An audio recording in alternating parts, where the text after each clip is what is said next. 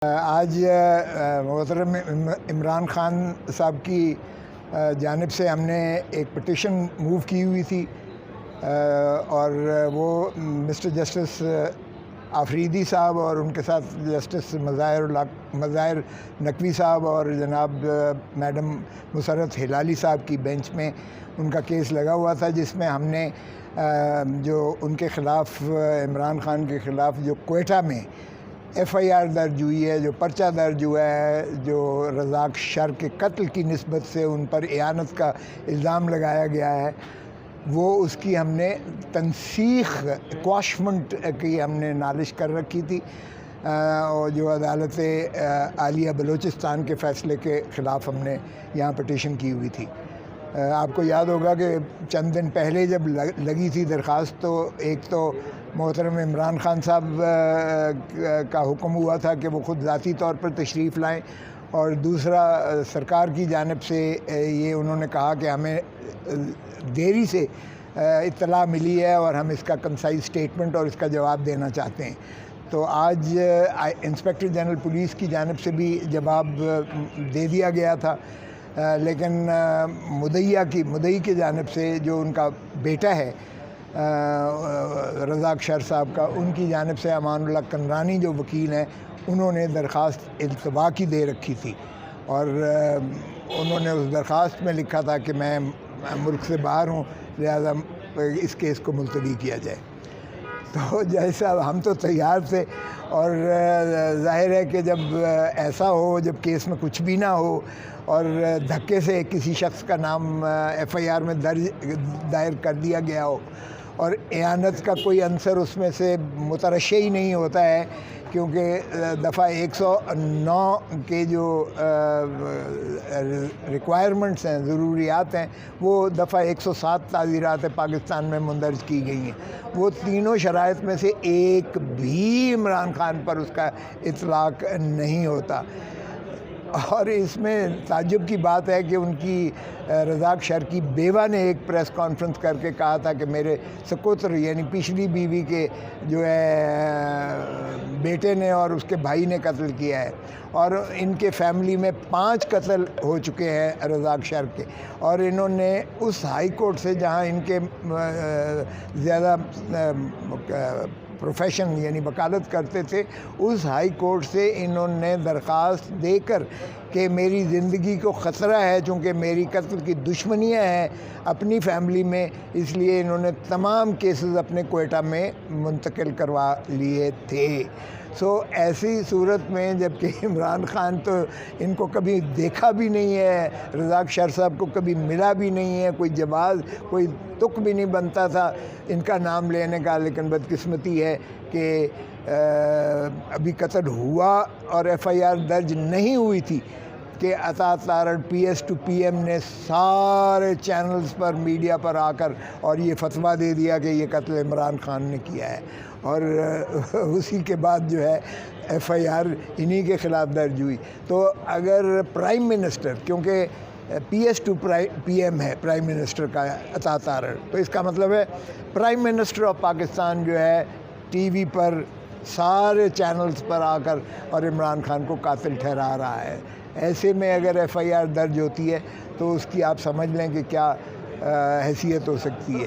और जो तफ्तीश में आया है, IG ने दिया है, उसने कहा ततिम्मा बयान उसने लिखवाया है मुतवफ़ी के बेटे ने, और 3 अशख़ास को, जिसमें उनका एक शर भी शामिल है, 3 अशख़ास को उसने कातिल ठहराया है, नामज़द किया है अपने ततिम्मे बयान में, FIR के बाद जो बयान उसने दिया है। और उनमें से उन्होंने कहा एक को बुलाया है जो गुनहगार साबित नहीं हुआ, उसको छोड़ दिया है, और 2 बाकी जो अशख़ास हैं, मुश्तबे कह ले, मैं मुश्तबे ही कहूँगा क्योंकि उनको उसने नाम लिया है कि ये कातिल हो, तो उनको वो कहते हैं कि ये रूपोश हैं, अभी ये शामिल तफ्तीश नहीं हो रहे हैं। तो एक JIT बना दी गई है सूबाई हुकूमत की जानिब से, होम सेक्रेटरी की जानिब से एक JIT 7 रुकनी बना दी गई है, जिसमें ISI है, जिसमें IB है, जिसमें पुलिस के सीनियर ऑफिसर्स हैं और SHO जो है आखिर में 7वें नंबर पर वो है। अब उस तफ्तीशी की क्या हैसियत है जिसमें इतने सीनियर लोग मौजूद होंगे और फिर एजेंसीज़ के लोग भी मौजूद हैं, उनके ताबे क्या तफ्तीश होगी आप समझ सकते हैं। तो आज जब पेश हुआ तो जज साहब उनकी जानिब से कहने लगे कि जी इल्तवा की तारीख़ है। मैंने कहा जी मुझे एतराज़ है, आम तौर पर मैं एतराज़ नहीं करता कि अगर कोई दूसरा वकील जो है वो इल्तवा की दरख्वास्त करता है, लेकिन इसमें मुझे इसलिए है कि एक तो इन्होंने वारंट निकाले हुए हैं। तो जज साहब कहने लगे आप फ़िक्र ना करें, उसका बंदोबस्त कर देते हैं। लेकिन मैंने कहा फिर तो ठीक है, अगर बिल्कुल उन्हें आप सुन ले जितना दफ़ा।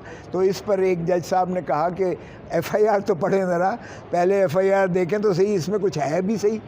और फिर जब वो FIR पढ़ने लगे तो फिर आफरीदी साहब, जस्टिस आफरीदी साहब ने कहा सारा सुनेंगे, बाद में सुनेंगे। तो ये हमने हरबे बड़े देखे हैं, जब केस में कुछ ना हो और आपने किसी को सिर्फ परेशान करना हो तो फिर आप इस तरह से दौड़ लगवाते हैं, अपनी भी लगाते हैं, आप फरार करते हैं, भागते हैं और दूसरे फरीक को जो है आप दौड़ लगवाते हैं ताकि उसको पेचियाँ पड़ें। तो आज वाज़े हो गया कि जो ऑब्जर्वेशन जज साहब ने पिछली डेट पर दी थी, जो एडमिट करते हुए नोटिस देते वक्त जिसका इहाता जज साहब ने अपने फ़ैसले हुक्म में किया था, और आज की जो ऑब्जर्वेशंस थी, मेरा नहीं ख्याल कि कोई शायबा बाकी रह जाता है कि ये केस इंशाअल्लाह जहाँ तक इमरान खान साहब का ताल्लुक़ है, ये ना उनका कोई इसमें अमल दखल बनता है, ना ही किसी शवाहिद के एतबार से रूनुमा सफ़ाए मिसल पर आया है, ना FIR से मुतरशी होता है, ना ही वो कानूनी अवामिल इसमें जो है पाए जाते हैं जिसमें उन्हें मुल्ज़िम ठहराया जाए। और मेरे ख़्याल में इससे बड़ी अता तारड़ और प्राइम मिनिस्टर शहबाज शरीफ को माज़रत पब्लिकली माफ़ी मांगनी चाहिए कि उसका नाम इन्होंने पहले दिन क्यों मुश्तहरी करके एक कत्ल जैसे संगीन इल्ज़ाम में इनका नाम इस तरह कर दिया गया। सियासत भले हो 100,000 आप सियासत में इस तरह के आप अपने इख्तलाफी नज़रियात रखें, लेकिन इस हद तक न गिरें कि एक दूसरे पर झूठे कत्ल के मुकदमे करके और उनको सज़ाए मौत की जो है वो एक किस्म का एक्सपोज़ करें और ये दिखाएं कि आप सज़ाए मौत, आपको फांसी भी हो सकती है। हमने शहीद जुल्फ़िकार अली भुट्टो को इसी तरह फांसी लगते हुए देखा है। तो ऐसी नहज पर सियासत को ना ले जाएं कि जो है इस मुल्क में मज़ीद अफरा तफरी की एक कैफियत हो, एक सरासीमगी हो, एक खौफ की फ़िज़ा हो, और इस तरह से झूठे मुकदमे करके आप अपने न सिर्फ आप ये बावर करवाते हैं कि पुलिस आपकी ग़ुलाम है, ताबेदार है, आपकी मर्ज़ी पर पर्चे हो रहे हैं और आपकी मर्ज़ी पर परेशानियां हो रही हैं, और इस तरह से आप विक्टिमाइज़ कर रहे हैं। तो ये पॉलिटिकल विक्टिमाइजेशन की बदतरीन मिसाल है जो पाकिस्तान में कायम की गई है। इंशाअल्लाह 9 तारीख़ हुई है अगली, और 9 तारीख़ मुद्दई को वो मौका देने के लिए है कि आप आइएगा और आकर अपना जो है बयानी और जो भी मारूज़ात हैं आप आकर बयान करें। इमरान खान साहब पे 200 की करीब केसेस है, लेकिन इस केस पे बहुत ज़्यादा तशवीश का इजहार किया जा रहा है उनकी टीम की तरफ से, आपकी तरफ से भी। ऐसी क्या ख़ास बात है इस केस में? इसलिए कि बाकी किसी और केस में सज़ाए मौत नहीं है, इसमें सज़ाए मौत है। कत्ल की सज़ाए मौत होती है भाई, इससे ये इसकी संगीनी तो जाहिर है, क्योंकि इससे बड़ा जुर्म तो होता नहीं है। तो और पहले हम देख चुके कि हमारे एक साबका वज़ीर आज़म को लहद में उतारा गया ऐसे ही 109 के केस में, तो इसकी संगीनी तो आप समझते ही हैं। लेकिन इसका झूठ भी इतना ज़्यादा मुतरश्शि होकर सामने आया है कि अब ये लोगों को इतना बेवकूफ़ ना समझें। ये 60, 70, 80, 90 की दिहाई नहीं है। आज जो मीडिया, आज सोशल मीडिया है और जो अवेयरनेस आज हमारे बच्चे के पास है, इससे नफ़रत फैलती है, और इसका जो है अवाम ने पहली रिएक्शन बहुत नेगेटिव दिया। मुस्तकबिल क्या देख रहे हैं इस केस के हवाले से?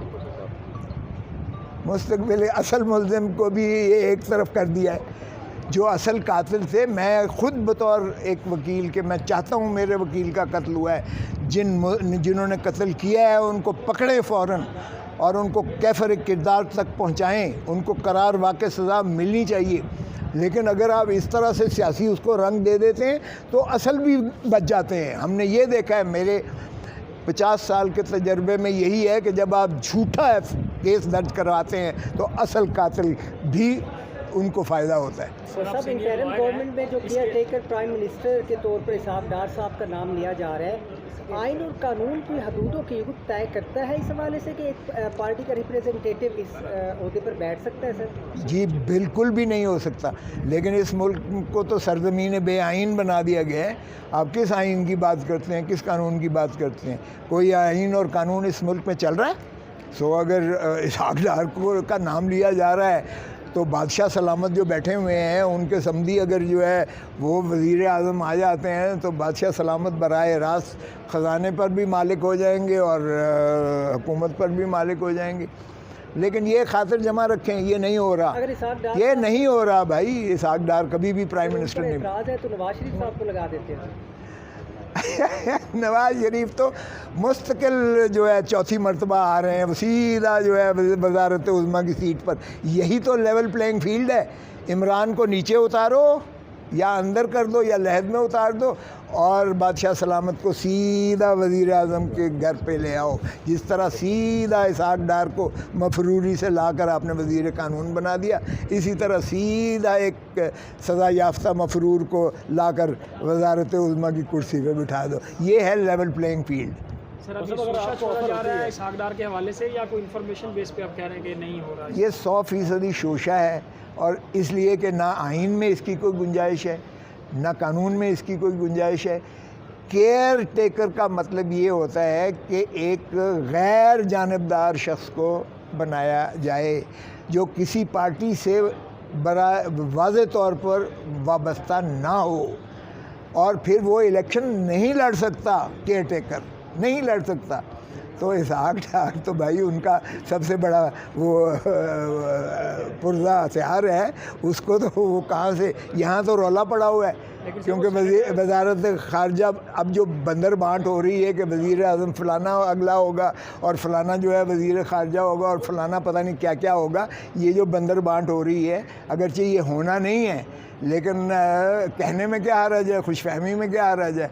सो इसलिए ये नहीं होगा और ना हो सकता है, ना ये होने जा रहा है। बाकी लड़ सकेंगे या सरकारी ओहदा नहीं ले सकेंगे? दोनों चीज़ें नहीं ले सकते। इलेक्शन कमीशन क्या कार्रवाई कर सकता है अगर Ishaq Dar as caretaker prime minister बन सके? वो पहले तो भाई क्या कीड़े मकोड़े समझते हो आवाम को? कौन तस्लीम करेगा ऐसे फ़ैसले को? कोई फ़ैसला इसका ना होने जा रहा है, ना होगा, ना ही कोई तस्लीम करेगा इसको। और इलेक्शन कमीशन जो है बिल्कुल इसको मुस्तरद करेगा, इसलिए कि अगर तो राजा रियाज जो उनका अपना है और शहबाज शरीफ आपस में जो है वो करके कर देते हैं तो फिर भी ये चैलेंज हो जाएगा और कोई भी अदालत इसको जो है सस्टेन नहीं करेगी है। लेकिन ये होगा नहीं, इसलिए कि इनके हाथ में कुछ भी नहीं है, कुछ भी नहीं है। जो ये खुद बातें कर रहे हैं कि फ़लाँ केयर टेकर होगा तो फ़लाँ केयर टेकर होगा, यकीन करो इनके हाथों में कुछ नहीं है। टेक्नोक्रेट सेटअप आ रहा है। और सब आने वाले इलेक्शन तरमीम की बातें हो रही हैं जिसके बाद केयर टेकर प्राइम मिनिस्टर बड़े फैसले कर सकेगा, तो इसकी आप तायद करेंगे या इस पर भी आपको तहफ़्फ़ुज़? पहले तो आपकी जवाब दे दूं कि इलेक्शन कोई नहीं होने जा रहा भाई साहब। ये जब तक बल्ले का निशान जो है बैलेट पेपर पर है, इलेक्शन कोई नहीं होना। अगर 90 दिन नहीं, अगर पंजाब और KPK का इलेक्शन जो है 90 दिन के अंदर नहीं हुए तो आप फिक्र ना करें, 8 तारीख को ये असेंबली डिज़ोल्व कर रहे हैं, 8 तारीख को, ताकि 90 दिन मिल जाए। वो भी 90 दिन जो है वो पता नहीं कब पूरे होंगे, कब मुकम्मल होंगे। और जहाँ तक आपका ताल्लुक़, ये आपने कहा कि बड़े फ़ैसले, वो बड़े फ़ैसले तो सारे इन्होंने कर लिए। इन्होंने बड़े फ़ैसले किए हैं, इन्होंने अपने केस ख़त्म किए, इन्होंने वो पैसे 16 अरब मकसूद चपड़ासी के हज़म कर दिए, इन्होंने जो है वो पाक लेन के केस को दफन कर दिया, इन्होंने शहबाज शरीफ के सारे केस बरी हो गए, हमजा शरीफ के सारे केस बरी हो गए मनी लॉन्ड्रिंग से, सलमान शरीफ के बरी हो गए। इन्होंने अपने जो है फ़ैसले, बड़े बड़े फ़ैसले कर लिए और ये दूध के धुले हुए होके अगली दफ़ा फिर लूट मार के लिए अपने आप को पेश करेंगे। अवाम इनको बताएगी जब ये अगर इलेक्शन होता है तो अवाम आपको मैं ये बावर करवाता हूँ यकीन से कि अगर इनकी ज़मानतें ज़ब्त ना हो तो मैं यहीं खड़ा होकर आपको जवाब दूँ। क्यों इलेक्शन एक्ट में ये तरमीम करके केयर टेकर प्राइम मिनिस्टर को बड़े फैसले करने का इख्तियार देना चाहते, क्या आवाम अब क्या चाहते हैं? आपने कहा केसेस तो हो गए माफ। कोई भाई कोई लालच और हिर्स का कोई लिमिट होती है, कोई इंतहा होती है। इन्होंने अंत कर दिया है और इन्होंने ऐसा मजाक और खिलवाड़ किया है आइन के साथ भी, अदालत की तज़हीक भी इन्होंने ख़त्म कर दी है। एक पार्टी को तोड़ने में इन्होंने वो हशर कर दिया है जिसकी कोई इंतहा नहीं है। और आपको क्या कहूँ कि अब आप इनसे कुछ भी तवक्को कर सकते हैं, लेकिन यकीन करें ये 8 अगस्त को चले जाएंगे और इनको जो लॉलीपॉप है इनको कुछ नहीं मिलने वाला इनके हाथ में। न्यूट्रल केयर टेकर सेटअप आएगा, टेक्नोक्रेट सेटअप आएगा और कुछ अरसा चलेगा। Thank you very much. Bhutto साहब का हवाला बार बार इमरान खान साहब के केस में देते हैं, आप क्या समझते हैं? नून लीग ज़ियाउल हक की रवायत को कायम रखती है? ज़ियाउल हक की बाक़ियात है नून लीग, मैं 1000 दफ़ा कह चुका हूँ कि ज़ियाउल हक की बिल्कुल ज़ियाउल हक की बाक़ियात है। ज़ियाउल हक के भाई साहब जिसका लॉ मिनिस्टर जो है, लॉ मिनिस्टर पता है आपको, बीबी के कातलों का वकील है, बेनज़ीर भुट्टो के कातलों का वकील है। ये आज़म नज़ीर तारड़ बीबी के कातलों का वकील है। यहाँ सुप्रीम कोर्ट में भी पेश हुआ है, बिलावल चेयरमैन के सामने पेश हुआ है। मैं तो कम से कम नहीं तसव्वुर कर सकता, लेकिन अगर वो माँ के कातलों के साथ बैठना पसंद करते हैं और ख़ुद मोहतरम आसिफ अली जरदारी साहब अपनी बीवी के कातलों को साथ बैठना पसंद करते हैं वकीलों के, तो मैं उसमें क्या जवाब दे सकता हूँ। Thank you.